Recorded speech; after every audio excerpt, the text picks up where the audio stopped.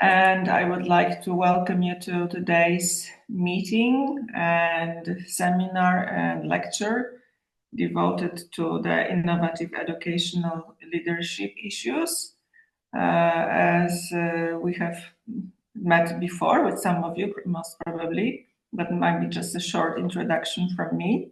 I am the head of the international office at the municipality in Włocławek, and also the international coordinator at the Academy of Social Sciences in the city of Łódź, where I am responsible for all international relations, and I am the specialist in adult education and online education. As we have been meeting before, and we have discussed many topics which are similar and are related to these issues, you know, more or less the structure which I usually have. So as for today, the structure will be the same, and I would like and would love you to ask some questions or just get engaged on our chat. As we're going to talk about the innovative educational leadership, I would like to give you some features of a leader. So these are really important to start our meeting with, making this as a background. And as we also are supposed to talk about the toolkit on the skills that are required from leaders, I'm going to give you some hints, some ideas of desirable behavior, some kind of models to follow in the classroom, which you may find useful in everyday classroom management. And I'm going to have some open questions or yes and no questions to you to let you express your opinion and how you feel about the topic of educational leadership and how innovative it can be.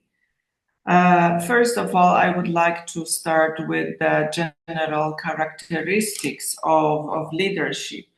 So the leaders are always, as we know, they are unique. They are very successful. They are usually, leaders are like entrepreneurs, like business people. And we can transform the platform of leadership into the academic background to be able to solve our everyday problems in the classroom and academic management, to overcome obstacles and to develop and thrive in the fields that are related to our work. So, as you see from the beginning, a lot of areas and a lot of skills are required from us, as we are all, and of course, I should have said that at the beginning, I'm also an academic teacher. So we, all academic teachers, have a lot to face. We need to have the ability to confront the self-doubt. So if we doubt an academic issue, if we doubt that we have done something wrong or right, we should be able to teach ourselves to think over, to act like we are our own coach. So this is like self-coaching and self-mentoring. We should have this ability to control our thoughts and confront our self-doubt. This may make it easier for us to navigate our failures, to navigate our disappointments, which are the inherent part of the academic life and of our jobs. Another characteristic feature of a leader in academic surroundings is the accountability. So having this leadership spirit of recognizing our own responsibility for the outcomes that are the result of our actions in the business, in the classroom. When things go wrong, and many, many times things do go wrong, as we know, nothing should stop us. We should not criticize ourselves, but we should take the outcomes as lessons and treat them as lessons, and to think how we can control the situations better. And we should try to avoid making excuses, but take actions and resolve the problems and resolve the issues that come up along the way of teaching, of management, of running a business, as education and teaching is very close to running an enterprise, really. Another characteristic feature of a leadership mindset is the resilience. So being strong enough to be able to make mistakes.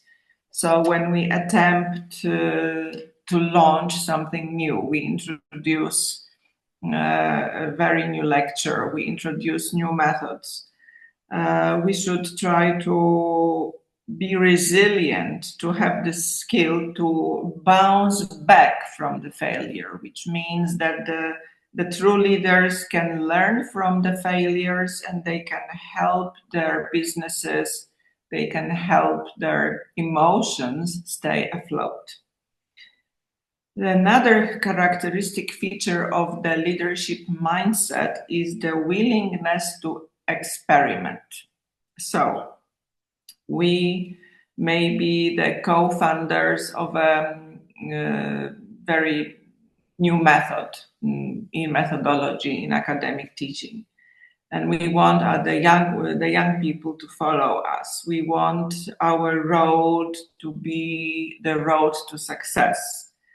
But we need to have this will to experiment, to change. Sometimes when colleagues in the office ask me, how should we do this?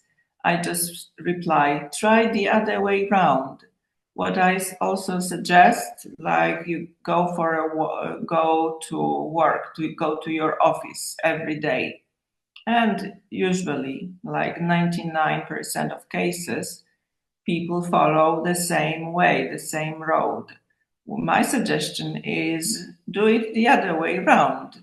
Start from another point, and you will get to the same place, but follow different road signs, follow different streets.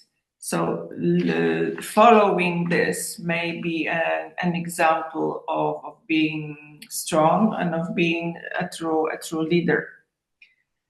The very general question is, and the question which I had on my mind for the whole day today, because I was thinking about our meeting, can leadership be learned?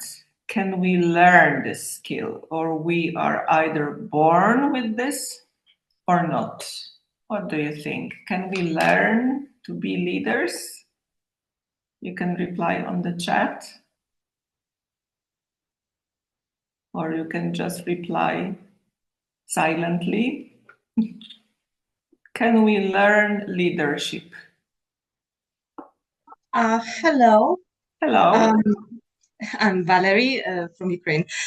Yes. About your question, I would suggest, yes, we can learn leadership. There are so many examples from history, Ukrainian war history, Nordic history. So this example of an ordinary person or human being came as a leader of a country and succeed in this.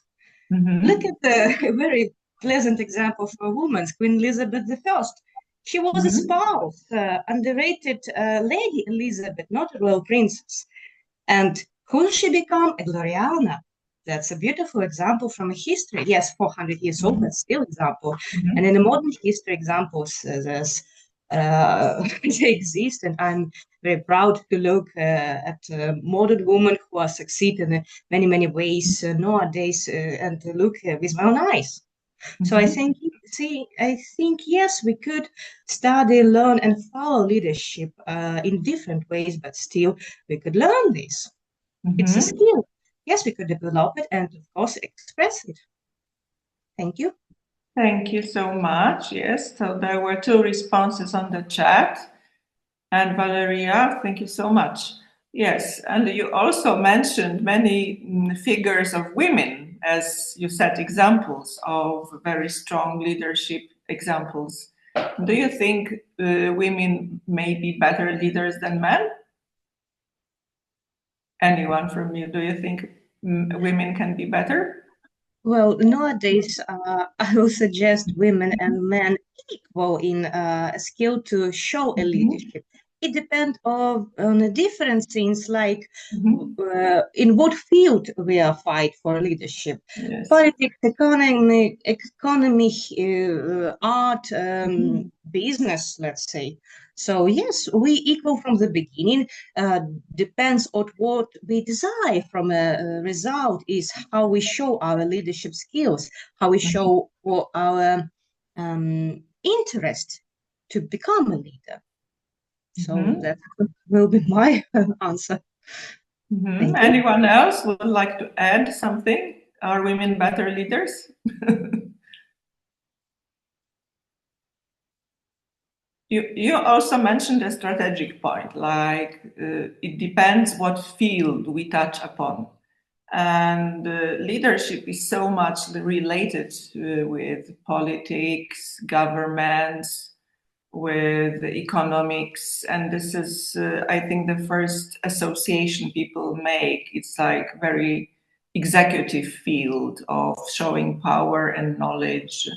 When I, for example, was following the latest Davos in Switzerland, which was just yesterday, and the global leaders gathered there, and it was like an example of leadership power in politics. But I would not like to go into details of Davos meeting because it was pretty controversial. Probably you know why.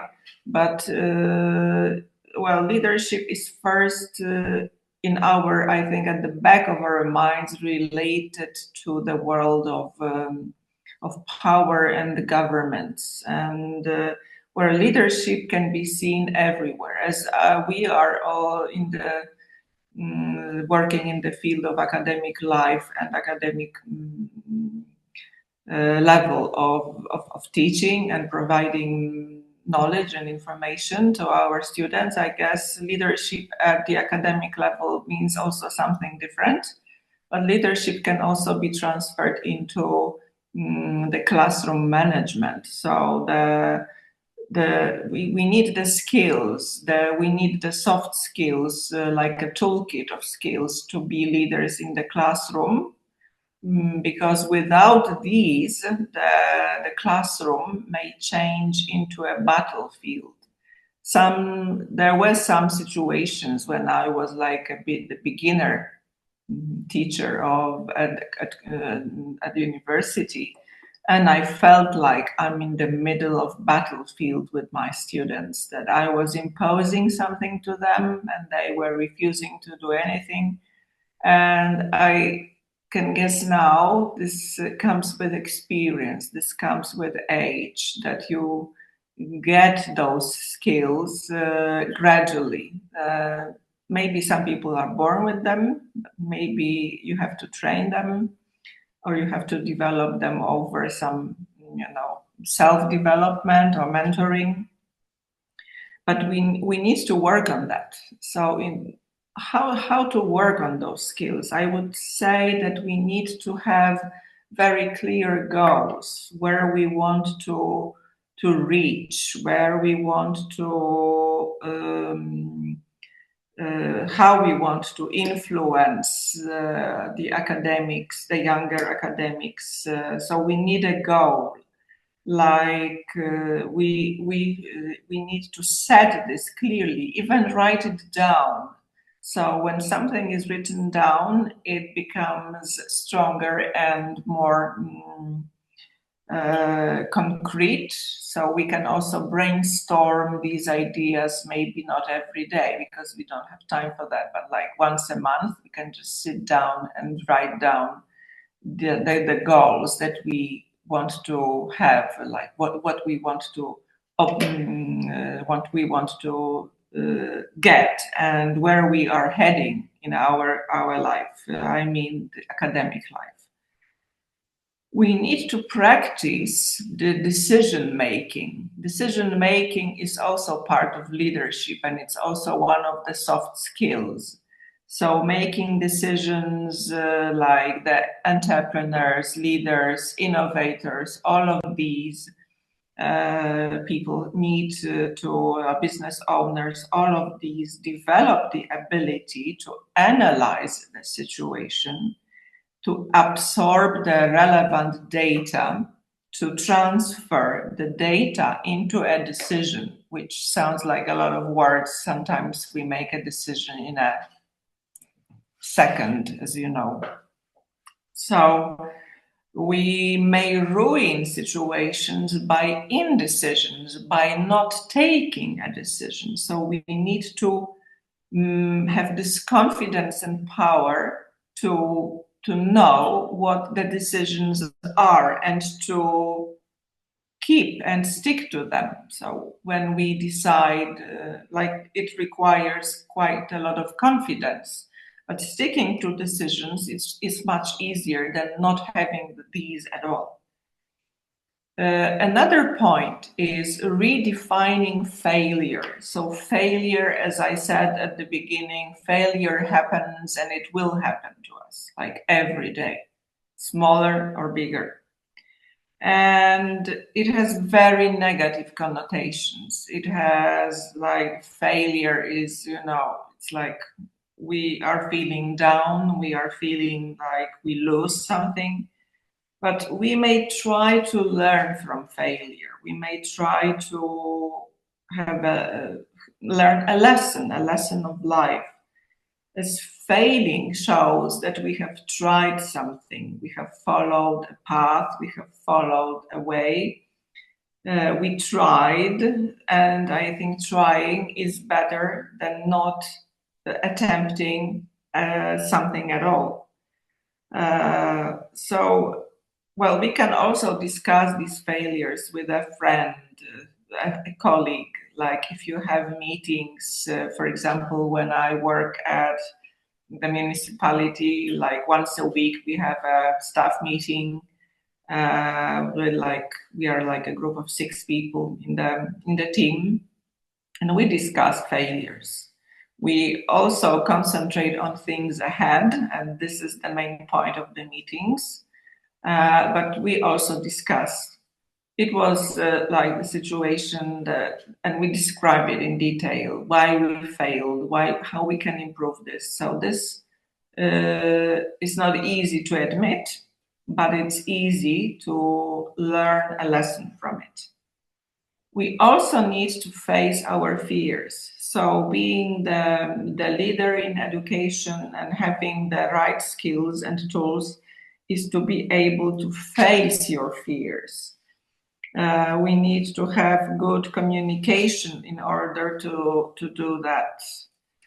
We also need determination. So determination is something that is power. It's related to seeking solution, being steadfast, being unbeatable. So determination is, I would guess, a very strong social power. We, in leadership, we also need the focus. We need the aim. The clear, the narrower the aim of our focus, I think the better for us, because it doesn't allow distractions. It keeps our mind focused on what is at hand, And it also shows our students that we can direct them. So the focus is not only for us, it's also important for our students. Another issue is the drive. Can we, if we want to have the ideas work, we need to drive ourselves to be able to develop the habits, to maintain on track, and to be able to to ignite something in others. What I mean is like setting others on fire, or fire of interest, I mean. And if we are not ourselves not on fire, I mean, it's like a metaphor, then we cannot make others interested. So we need to show that this is the topic that is hot for us, that it's something that we are really experts in and we are passionate about. Another issue of the leadership mindset is the independence. So we have this power of sharing our ideas, gaining our perspective, and we are comfortable with taking the matters into our own hands, as this shows that we are powerful enough to be trusted, because education is a matter of trust. It is important to be authentic. So authenticity means the feature of being genuine, of being true and real. If people just pretend, or they just want to make money, like for example influencers, I would say they are just authentic in a non-authentic way, which you probably know what I mean. So they are just focused on making money. So this is the issue of passion, of being real, being capable of creating something. And if we have this skill, or if we can learn to have this skill, because it's a process, then I think it's easier for us to be the leaders and to have the skills at our hands. The flexibility is also the feature of leaders. This is the options that we sometimes forget about, but this is like we need to be flexible to accept the unexpected, because there are situations that things that may get out of control. We need to be thirsty for knowledge. We need to be thirsty for information. So we need to look for more content. We need to learn to change things which people don't like, because we like routine, we like patterns, and we don't like to be confronted.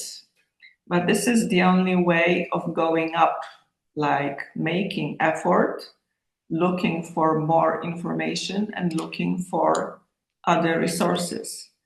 What people like is I attend many international conferences, like about 10 every year. In the next 2 weeks, I will be attending a big international conference in Bucharest, in Romania. And what I always expect is something unexpected, which is difficult to explain, but probably you know what I mean by that. I even like the small details when someone introduces a social game, like an ice-breaking activity at the beginning of the meeting. And we are able to get to know each other, because we come from different countries, we come from different cities around Europe, and we are not aware of anyone around us, and there are like 50 people in one room. So I like something like that. So it's up to the trainers to break the ice, to introduce it. Or when there are presenters and trainers and they have some kind of technological things they use, like a special gadget, special IT program, which helps the training or the session go faster or more engageable. I really like that, which always shows that this requires time and effort from the side of the trainer. So this is very much related with the next point, being creative. Creativity can be learned. Creativity is the ability to think outside the box, as what I told you about your way to work every day. Just if you leave your home and every day you turn right, then from tomorrow turn left and see what happens, which path you will follow and which way you will go. So doing something like forcing your brain to think. There is a simple exercise for that, which shows that creativity and brain working can be taught.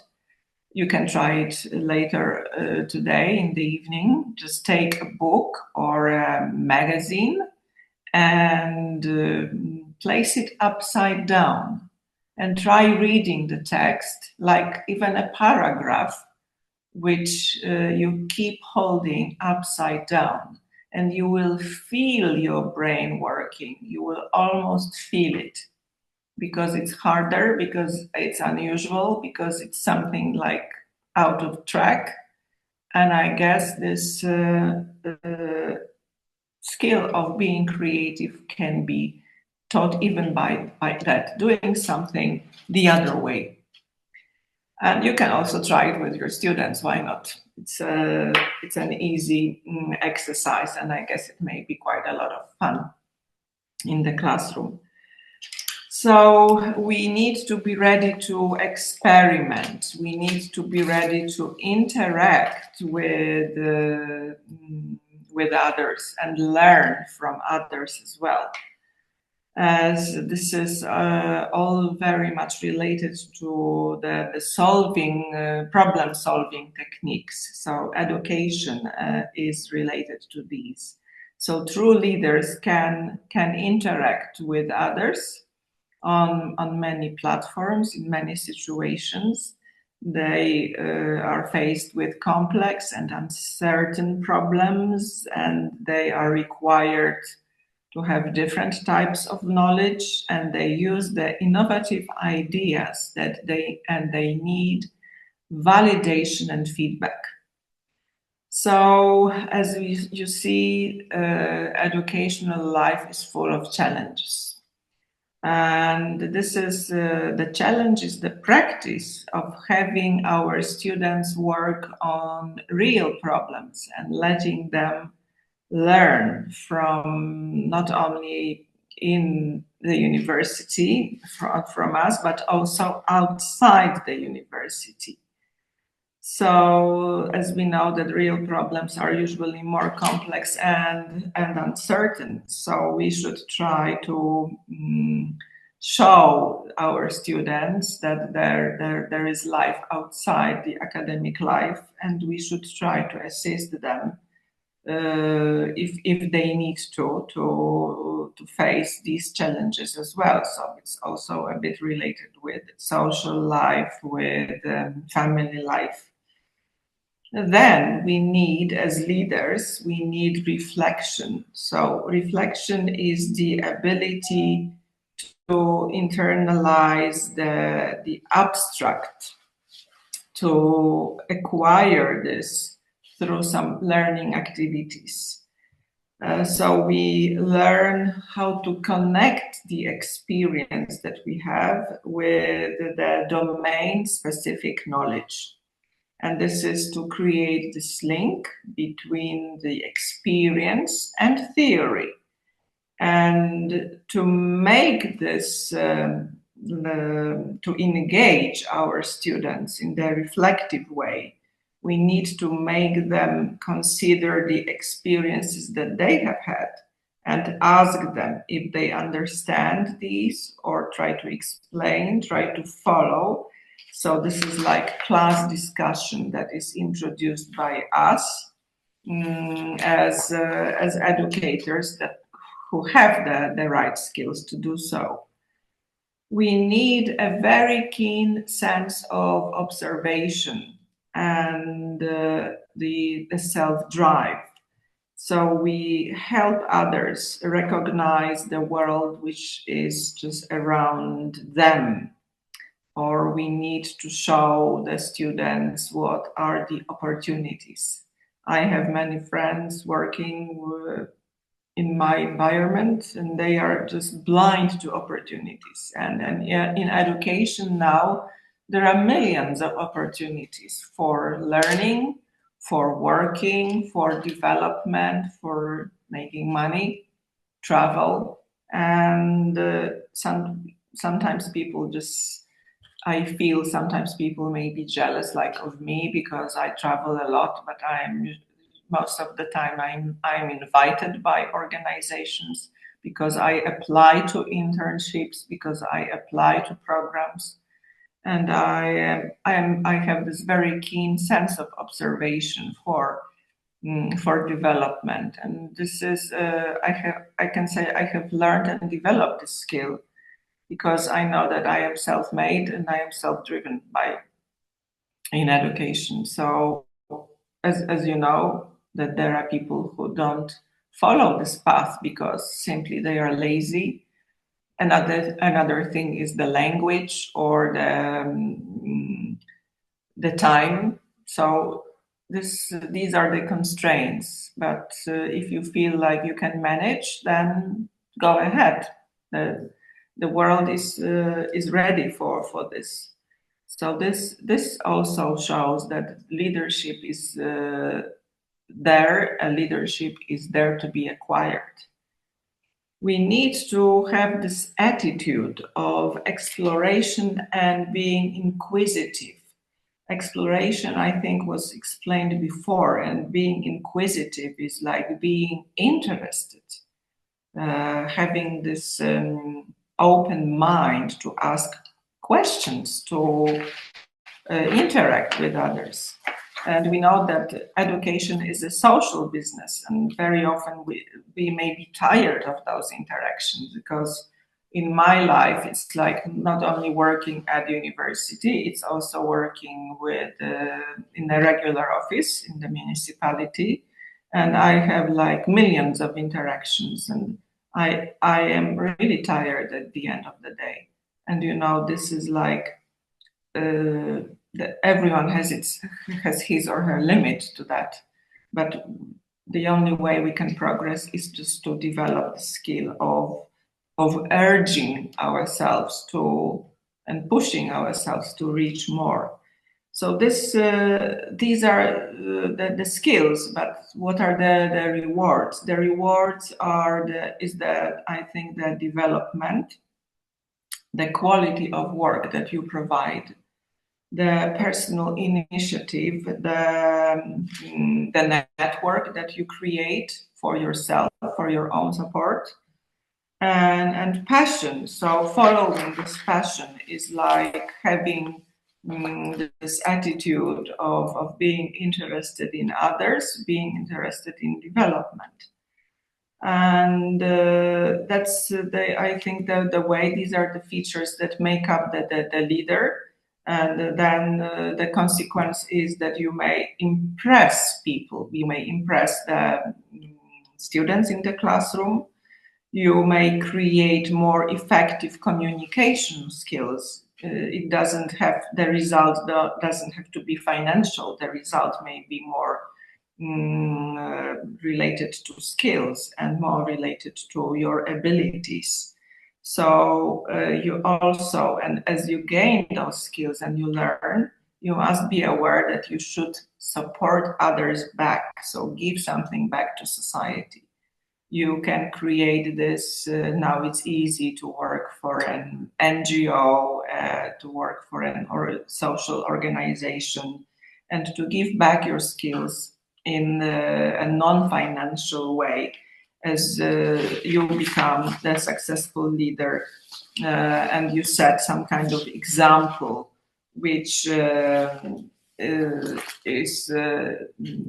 which may be followed. Talking about examples, I would like to just maybe briefly describe some kind of types of leaders.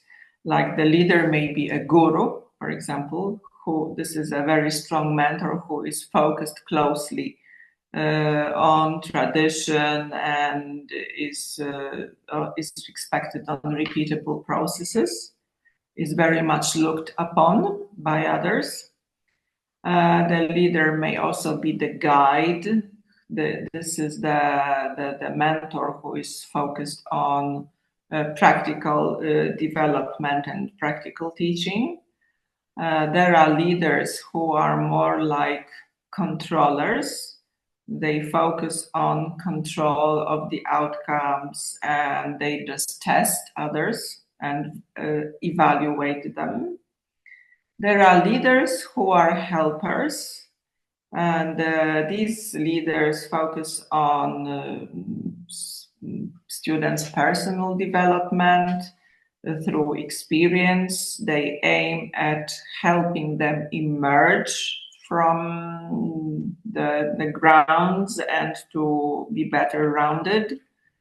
And there are leaders who are coordinators. So they focus on helping students connect their facts to this outside community. So I mentioned the guru, the guide, the controller, the helper, and the coordinator. I would say the best leader would have the features of all of these: to mentor, to guide, to control, help, and coordinate. I don't know if it's possible. This is just my theory, but I would say yes. This is like a lesson for us. Can we combine that? Well, we may try. So we need to have on our minds what we are, why we are the leaders, why we need those skills. As we need to prepare our students for the future. It's not only the knowledge, it's also the changing needs of society, the present innovative world, which is very demanding. And we need to help them how to get proper employment, how to apply for a job. So there is quite a lot of, this list is quite long, and this shows that it's pretty demanding for us as academic teachers to combine all the features of a perfect leader. We need to employ some strategies, just a few minutes more about the strategies. We should follow the path of having manners, using polite language, maintaining the eye contact with our students, not using phones in the classroom, which I would guess, I don't know the situation in Ukraine now. In Poland, it's a very big topic. And we also want to introduce the ban on social media for all students below the age of 15, which is a big discussion now at the Ministry of Education. But if it is introduced, then it will also result in, I think, more bans for the younger generation. But this is a strong discussion right now in Poland. Also, what we need to have as leaders and managers, we need to let other people speak uninterrupted. We need to be able to raise concerns from other people and understand them. So it's very important for new teachers, new academic teachers, to introduce them to the rules, so that they are able to generate the atmosphere, the classroom surroundings that are not too strict and are more human-like. We need to be able to have clear goals and document our rules, and never punish our class as a whole. If we want to punish, then do it individually, which is much better. Punishing the whole class is like the system of the old era. If we want to make some remarks, never say stop talking, just better to ask, do you have a question? And if we just want to make a comment on misbehavior, like don't say pay attention, but say something like, or ask, do you need help focusing? So this is like reversing the situation. These are small tricks which may help us navigate through the busy or rough classroom. Sometimes when we just ask an open question, it's better to reverse it to something like, if you knew what to do, what would you do? Or the other way, what would you do if you knew what to do? Then it's like a social trick, and our learners may automatically reply with the answer that we were expecting from them, because it's a social trick of it's not manipulation, really. It's a soft skill, which I sometimes use, and it comes really handy and useful. So being a leader, as I said, requires the combination of many social skills, and requires education from us, requires the experience and patience. I would now love to ask a few questions. They are just yes or no. If you want to develop on these, go ahead. But they are simply just for us to make it easier on the chat. They are like yes or no. Question 1. Do you believe that innovative leadership is essential for improving the outcomes in higher education institutions? Yes or no? Yes. The next question, should leaders be encouraged to take risks when they implement the innovative practices?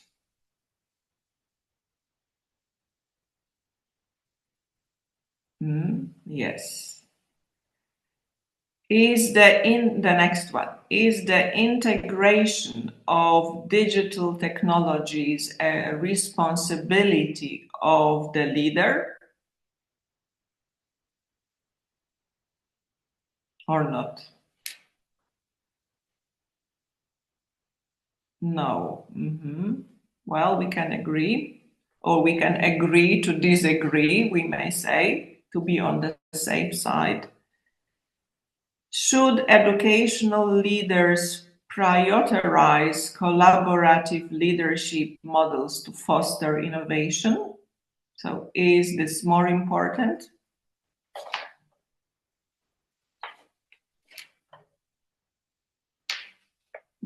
Yes. Is resistance to change one of the greatest barriers to innovative leadership in educational institutions?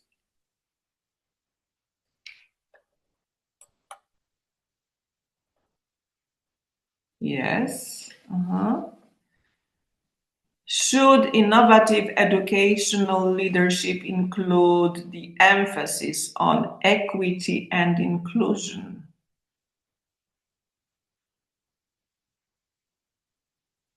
Yes, absolutely yes. This is one of the strongest topics now in social inclusion in all European projects. Is continuous professional development necessary for educational leaders to remain innovative?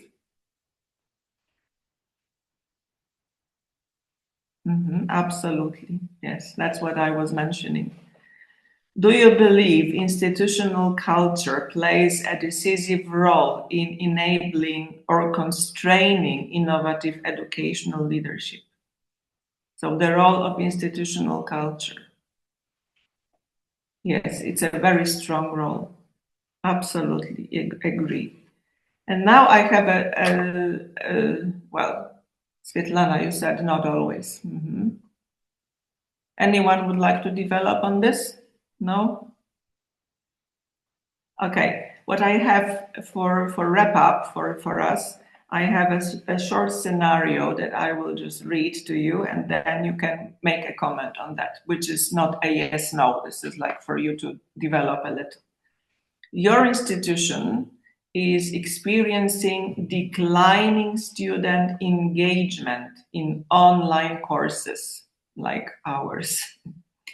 As an educational leader, you are asked to propose an innovative response that addresses the teaching quality, the faculty support, and the student inclusion. So there is this situation, declining student engagement in online courses. So you are the educational leader. What do you do to make it simpler? Any idea? You may just speak now if you wish, or you may write. Any options? The students are losing interest in online courses. Let's say that those courses are part of the curriculum, that they have to attend them. What to do to make this more interesting? As you are the educational leader, what are your ideas? Anyone? There is no right or wrong answer.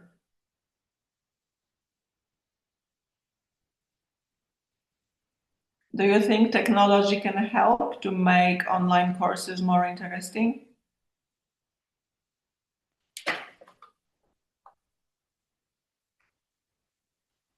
It is necessary to find how this can be useful for them in life and profession. Absolutely. So we need the data. Why they need to follow the course. Yes.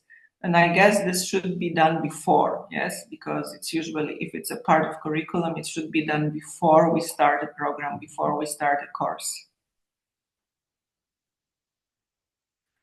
In Poland, it's very difficult now. Yes, you agree with this, okay? Because there are millions of courses, online or face-to-face. Yes, interactive tasks, you mentioned, Olga. Thank you.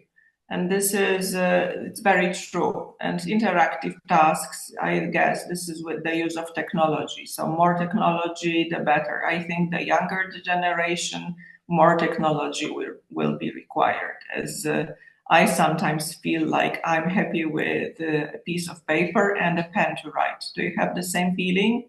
You are still the generation of a piece of paper and pen to write, but it's not enough for younger ones. We need the interactive boards. We need the social media. We need to be more modern in a way, yes, not to be left behind. So we need to apply, we need to try really hard. As I said, in Poland, we have a lot of different options and courses and programs. And we are like, there is this abundance of things, like there is this wealth of things in education that you can attend, and many free courses that you are absolutely free for you to attend. Of course, the higher the level or the better the diploma or certificate, then the price is higher for that. But if you just want to attend a regular simple course, then you don't need to pay. So attracting people nowadays is very difficult. The reward for them may be, for example, meeting somebody famous, or having a reward like if they follow a course, they will have a very unique certificate or a very unique diploma or an international skill or a language skill, which will take them higher and which will let them, let's say, travel or attend a fantastic event. And this shows that we need to try harder and harder. It's not easy for us. I guess for education now has changed so much that we face as teachers, as we want to be innovative and we want to be innovative leaders, we need to learn in the same way as our students do. And never forget this, that this is a lifelong process of education. It's true for us, and it's not only true for the students. And with this optimistic motto, I would like to leave you on Friday and wish you a good weekend and hope to see you soon on my other lectures. Thank you very much for today. It was a real pleasure meeting you. Thank you. Thank you so much. Bye-bye. Thank you. Bye. Bye. Bye-bye.